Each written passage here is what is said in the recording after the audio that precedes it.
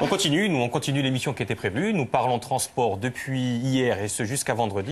Nous allons parler chemin de fer avec Yann Bénard, notre Girandoulo. On le retrouve de suite.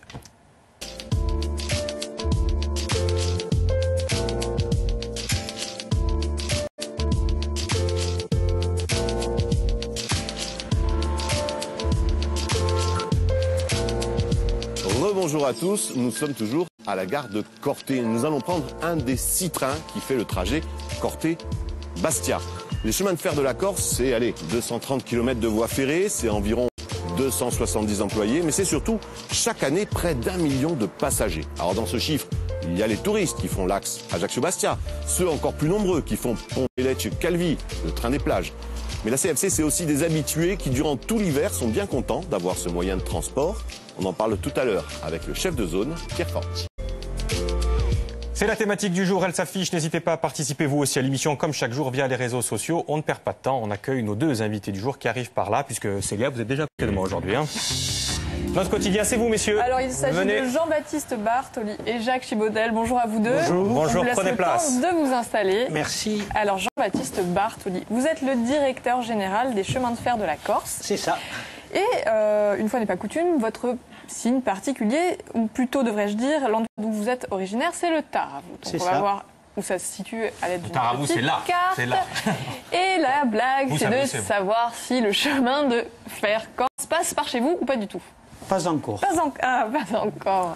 Bonne réponse. Voilà, à côté de vous, Jacques Chibaudel. Bonjour Jacques, vous êtes le responsable du pôle sécurité des chemins de fer de la Corse et vous êtes originaire de Castello-di-Rostin. Oui. Donc chez vous, est-ce que ça passe?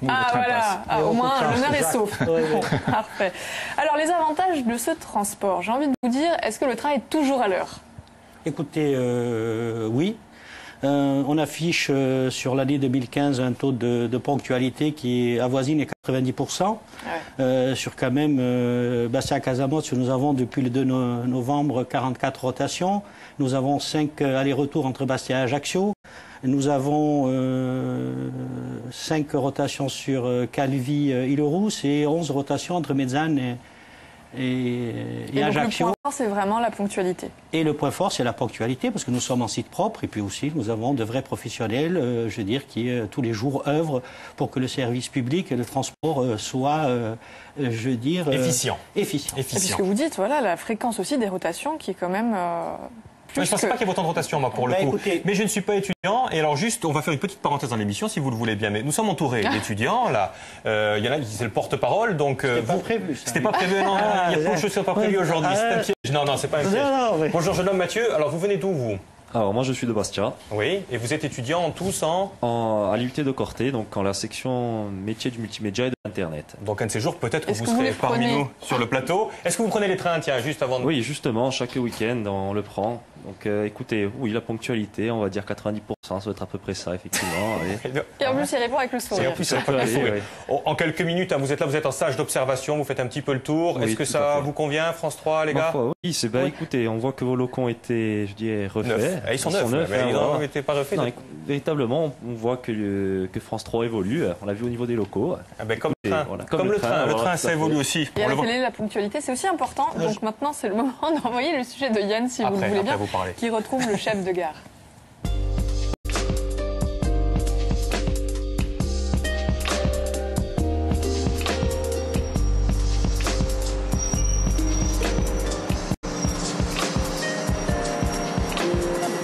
Nous sommes toujours à la gare de Corté, nous attendons le train et avec nous, pour ce faire, Pierre Forti, bonjour. Bonjour. Merci de nous recevoir dans ta gare, chef de gare, mais aussi... Chef de zone. Alors, chef de gare, Chef de gare, oui, parce que je suis basé ici à Corté, mais de zone aussi, parce que ma zone va de Vitsavone à Pont-Lecce. En fait, la Corse, c'est 4 grandes zones. Il y a Ajaccio, Bastia, Calvi et Corté. Et la zone centre. Je dis, on attend la Micheline. Oui, la Micheline, une façon de l'appeler. C'est une faute. C'est une faute. C'était les trains... La Micheline, ça viendrait du fameux manufacturier de pneus. De train à pneus. Non, c'est pas le cas chez nous. Sauf que le train de chez nous, il n'a jamais dû avoir de pneus. Mais bon, c'est pas grave, on l'appelle encore la Micheline. 1 million de passagers, beaucoup de touristes, c'est vrai, mais pas seulement, Pierre. Non, pas seulement. Nous avons l'hiver aussi beaucoup d'étudiants. Et puis des gens d'ici, des gens du coin qui se rendent à Ajaccio ou à Bastia et qui de plus en plus empruntent le train. Ça évite de passer par la route, c'est pas toujours évident, c'est vrai. On n'est pas vraiment des lève-tôt. Non. On a loupé nous, le premier train, ce qu'on appelle le train des travailleurs. Il part d'ici à 6h20 et il arrive à Bastia à 8h10. C'est-à-dire si vous devez aller travailler à 8h30 à Bastia, c'est le train idéal. C'est vrai qu'on a loupé aussi le suivant. Lui, il va aussi jusqu'à Casamance. Particularité, c'est qu'une fois qu'il est à Casamance... Il trace direct sur Bastia, il s'arrête plus nulle part. Il arrive à 9h15.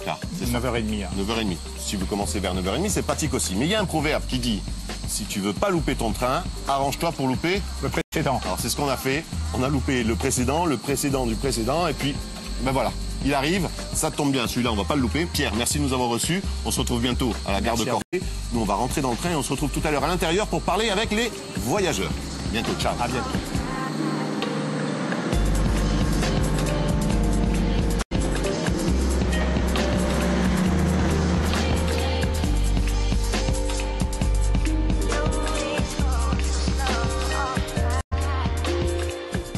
Les rotations sont nombreuses, puisque Yann a raté quand même le train 2 fois, on ne le félicite pas. Alors, on va revenir sur le maillage du territoire. En gros, ça se divise en 4 portions, ce sont lesquelles? Alors, moi j'aimerais qu'on parle plutôt d'un axe structurant. La ligne Ajaccio-Bastia, la ligne Pontelecce-Calvi et 4 zones périurbaines, Calvi-le-Rousse, Mezzana-Ajaccio et Casamance-Bastia. Voilà un petit peu les 4 zones avec des densités plus ou moins importantes en fonction des secteurs, comme vous le comprenez. Alors, bien sûr... Donc, centre et nord. Voilà. Donc, Casamance-Bastia, 44 rotations, je vous ai dit, 170 000 voyageurs par an. Ajaccio, Mezzane, 11 rotations, 120 000 voyageurs par an. 1 million de voyageurs en tout. Et la Balagne, avec aussi 170 000 voyageurs par an. Jean-Baptiste, quand vous parlez de ces axes et de la répartition, finalement, on suppose qu'il y a des usages et des usagers un petit peu différents. Il y a quoi, des trajets courts et des trajets longs? Alors, vous avez ce que vous appelez les trajets courts, vous avez les périurbains, Bastia-Casamance, Mezzane-Ajaccio, Calvi-le-Rousse. Là, ça, c'est quoi? C'est pour les travailleurs, les scolaires? C'est les scolaires. On appelle ça le train des travailleurs. Non, moi j'appelle ça du domicile-travail. Du domicile-travail. Voilà, domicile-travail, des gens qui aujourd'hui laissent leur voiture à Casamance, qui laissent leur voiture au parking de Mezzane, qui utilisent... On va les retrouver tout à l'heure. On va les retrouver aujourd'hui le train. Et puis vous avez aussi les grandes lignes, avec bien sûr le train du matin, comme le disait notre chef de zone Pierre Fante, mais aussi, je veux dire, ce service public, parce qu'on parle d'un véritable service public, est renforcé ensuite du mois d'avril jusqu'au mois d'octobre par une très grosse affluence de touristes. Moi, Jacques, avant cela, oui, juste combien d'étudiants? Parce qu'il n'y a pas tant d'étudiants que ça finalement qui utilisent le train. Combien d'étudiants par an? 1200 étudiants post-bac qui utilisent le train. 500 scolaires, 500 collégiens lycéens aujourd'hui qui utilisent le train. La gratuité pour les étudiants, c'est simplement payer la carte 20 €. C'est important aussi, c'est le service public. Là, on parle vraiment de service public, le transport des étudiants, des travailleurs aussi. Avant le train, avant 2011, c'était surtout un service touristique. Et là, on vient sur un service public, un rééquilibrage entre les deux services. On va le voir d'ailleurs, qu'il y a vraiment de plus en plus de jeunes qui le prennent et qui apprécient de le prendre et qui choisissent de le prendre plutôt que la voiture même. Si vous voulez, on le regarde en image.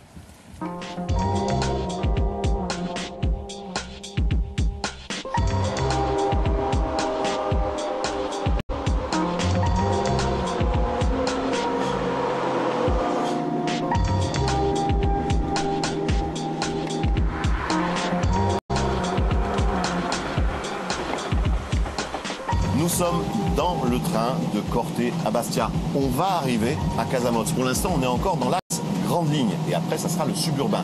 Et avec nous... Julie. Bonjour Julie. Bonjour. Tu as embarqué... À Corté, comme vous. Et tu vas... À Bastia. Comme nous. Tu as... 25 ans. Oui, et tu as une... Voiture. Et tu es dans un... Train. Tout va bien. Oui. Pourquoi Écoutez, c'est très simple. Avec tous les travaux qu'il y a en ce moment entre Bigoul et Foyagne, c'est bien plus pratique de prendre le train. Et une fois que tu auras fini de travailler dans le cœur de Bastia... Eh bien, j'ai le train dans l'autre sens, qui me ramène chez moi. Merci Julie, à bientôt. On est, franchement, la gare de Casamance est en train d'arriver. On y est. Et là, d'autres passagers vont rentrer. C'est les passagers qu'on appelle du suburbain. Ce que je vous propose, c'est qu'on se retrouve tout à l'heure pour voir comment eux appréhendent ce moyen de locomotion.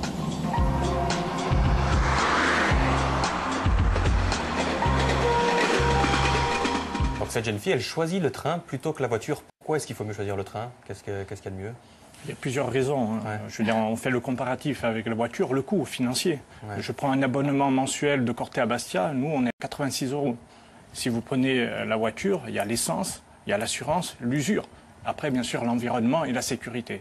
Donc on voit bien que nos routes sont accidentogènes et c'est plus sécuritaire. Et puis le temps aussi, j'ai l'impression, non ? Il faut se garer quand on a une voiture, il faut trouver de la place. Entre Bastia et Casamance, nous, on peut mettre 19 minutes. Bien sûr, on a des trains directs, comme disait notre collègue Pierre Fanck, tandis qu'en voiture, au mieux, c'est 3 quarts d'heure. Je veux dire, entre Bastia et Casamance. Et surtout avec les travaux. Vous remarquez ça, qu'il y a de plus en plus que ça prend vraiment, qu'il y a de plus en plus de...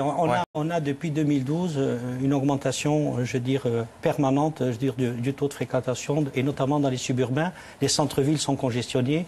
Les gens, je veux dire, ne savent plus où se garer et ils utilisent de plus en plus de trains. Il y a un véritable engouement pour le ferroviaire depuis ces 2 dernières années.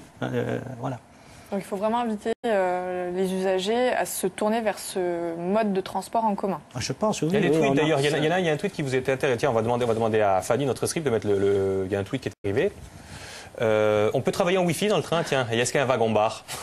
Il n'y a pas de wagon-bar, mais il y a des tablettes, il y a des prises électriques. Nous avons aussi, vous le savez, des autorails qui sont confortables avec la clim, des tablettes, le chauffage l'hiver. Enfin, tout cela est apprécié par nos clients. Mais le Wi-Fi, c'est pas encore gagné. C'est pas, parce que là, vous m'enrobez, mais le Wi-Fi, c'est pas encore gagné. J'ai essayé, mais ça n'a pas marché. Alors, je voudrais revenir sur les spécificités du réseau en Corse. Les autorails sont quand même mis assez à rude épreuve, avec des routes qui sont sinueuses, enfin des rails qui sont, le lapsus, qui sont quand même assez sinueuses et quand même les machines sont tous les jours mises à rude épreuve. Tout à fait, c'est pour ça que lors de la conception des autorails, il y a 2 moteurs. Normalement, sur un autorail, il n'y en a qu'un, mais par rapport à la déclivité qu'on a, surtout vers Vivario, on a 30 pour 1000, donc il a été décidé de mettre 2 moteurs d'une puissance assez conséquente. Et si on revenait sur l'intérêt touristique pour les usagers, il y a vraiment une valeur ajoutée puisque le réseau passe devant un très très grand nombre de monuments ou en tout cas d'ouvrages historiques, 1592 ouvrages d'art. Oui, c'est ça, 1432 exactement. Sans parler aussi des viaducs et des tunnels. Combien de touristes pour les Exactement. Combien de touristes qui passent par an? Vous disiez, j'ai pas le chiffre. Les touristes, à peu près 300 000 voyageurs. Donc ça reste quand même une part majeure quand même. Hein, ça reste une part majeure de la fréquentation, certes. Mais il n'y a pas que ça. Il y a aussi aujourd'hui beaucoup de Corses qui prennent le train. Les touristes, bien sûr, découvrir la Corse. C'est connu, ça, on le sait. Ça, tout le monde le sait. Découvrir la Balagne aussi, avec la ligne qui fait... Mais c'est plus votre axe, finalement, c'est plus votre axe de com, ça. Ça, j'ai l'impression, non, ou pas? Parce que moi, je vous avoue que je découvre, en même temps que Yann, je découvre ce monde qui prend le train, en fait. Oui, je ne savais pas qu'il y avait ces Corses qui prenaient le train chaque jour. C'est plus notre axe de com, parce qu'aujourd'hui, la collectivité aussi, je veux dire, on a décidé de se lancer dans un véritable... service public au service des Corses. Maintenant, s'il peut être complété à la fois sur le plan financier et s'il peut donner, je veux dire, un peu de bonheur à nos touristes, c'est la réussite totale, quoi. Voilà. Alors, sur les ouvrages, justement, on a de magnifiques ouvrages d'art, tels que le pont de Veic ou le pont Alban, qui sont assez longs, ou les tunnels, comme Ville-Savonne, qui font... C'est plus la peine de les vendre. Finalement, il n'y a pas que les touristes qui devraient prendre le train pour redécouvrir l'intérieur. Moi, j'aimerais revenir un petit peu sur l'actualité et sur les recommandations pour les usagers, que ce soit les touristes d'ailleurs, ou ceux qui empruntent le train tous les jours. En pratique, on ne fait pas n'importe quoi, et en particulier en ce moment avec le plan Vigipirate qui a été réactivé. Oui, donc on a un plan Vigipirate qui a été renforcé, donc il se traduit par une vigilance de la part de notre personnel, plus comme n'ayant pas de police ferroviaire, nous au CFC, donc c'est les forces de l'ordre qui font des contrôles inopinés sur nos trains et dans les gares. Il y a aussi des choses, des règles qu'il faut faire ou ne pas faire, en temps normal, et notamment l'exemple des vélos qui sont interdits dans le train. Mais pourquoi ? C'est cette histoire, les gars, on ne peut pas monter avec un vélo dans le train. Non, c'était lors de la conception du train, justement. Il n'y a pas été pensé, justement, les vélos, mais juste... Le nouveau train, parce qu'avant, on pouvait. Oui, les soulés, le type soulé, c'était prévu. Mais c'est vrai que là, le nouveau train, on transporte plus de personnes qu'avant. Donc, du coup... Il n'y a plus la place pour les vélos. Les vélos, voilà. Mais on ne va pas abandonner cette piste, on va réfléchir. On y travaille. Il y a aussi la question des animaux dans le train. Les animaux, aussi, ça dépend aussi des chiens, de la catégorie des chiens. Catégorie 1 et 2, c'est strictement interdit. Après, pour les autres animaux, donc il faut la laisse et bien sûr la muselière. Allez, on retrouve Yann avec un travailleur. Non, un étudiant. Ah, tu vois, je me suis trompé. Enfin, quoi qu'il en soit, Il fait comme vous avez dit.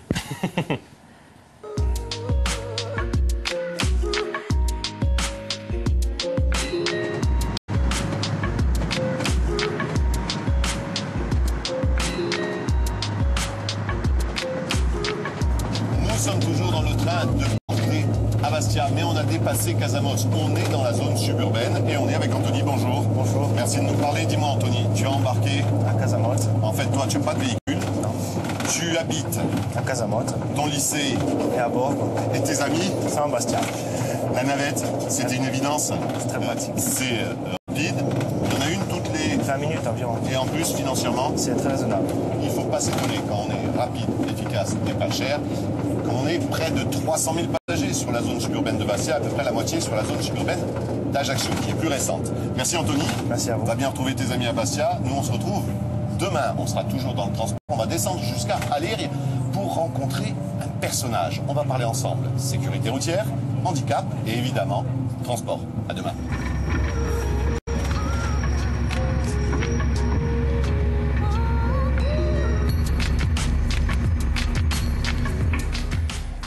À demain, bien sûr. C'est pas cher, ça veut dire quoi, c'est pas cher? Il a dit c'est pas cher. Ça veut dire Bastia-Casamos, c'est 4 euros. 4 euros. Voilà, et si vous prenez un coupon de 10 voyages, c'est 10 euros. Donc vous faites 2 allers-retours plus un aller simple pour 10 euros. Donc effectivement, donc ça, sans concurrence. Tiens, Michel Sardou de BSI de Magane, ça mais ne m'appelez plus jamais Triniguelo. C'est vrai que maintenant c'est plutôt tramway. Il y a une transformation qui se fait, non ou pas? Oui, il y a une évolution qui est en train de naître et c'est plus le Triniguel, bien sûr, c'est un service public. Et d'ailleurs, on va pas anticiper sur la fin du sujet. Si on va en parler, on est en train de réfléchir, la collectivité est en train de réfléchir à du tram-train. Ah bah, réfléchissons tous ensemble, il nous reste 3 minutes. Voilà, c'est quoi le tram-train? Le tram-train aujourd'hui, si vous voulez, on a aujourd'hui des autorails qui font les grandes lignes et qu'on utilise dans le périurbain, comme on vous l'a expliqué tout à l'heure. Et donc, on est en train de préparer donc, pour la prochaine DSP, les années 2021-2025, je veux dire, le renouvellement du parc. Il est prévu donc sur la première hypothèse d'acheter 8 autorails et on est en train de réfléchir, la collectivité est en train de réfléchir à acheter des tram-trains, c'est-à-dire des autorails beaucoup plus légers, mieux adaptés, beaucoup plus spacieux et avec un peu plus de capacité aussi pour desservir bien sûr les périurbains d'Ajaccio, de la Balagne et de Bastia. Voilà.